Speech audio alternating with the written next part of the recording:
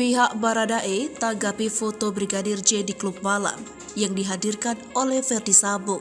Kuasa hukum Richard Eliezer Pudihang Lumiu atau Baradae, Roni Talapesi, mengatakan bahwa foto-foto yang dijadikan bukti di persidangan tidak ada korelasinya. Sebab menurut dia, beberapa foto tersebut sudah diungkap di persidangan.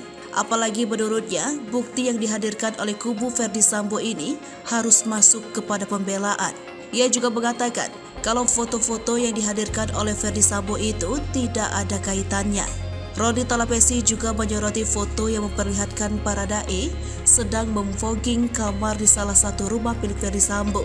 Ia juga menyebut kalau peristiwa di Magelang itu hanya ilusi belaka. Sementara itu, kuasa hukum Verdi Sambo, Febri Diansyah, mengungkapkan alasan foto Nofriansah Yosua Huta Barat atau Brigadir J sedang berada di klub malam dijadikan barang bukti yang meringankan kliennya.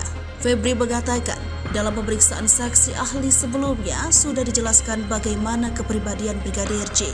Ia menilai dalam perkara kasus pembunuhan berencana, tingkah laku korban perlu menjadi pertimbangan untuk diungkap di persidangan.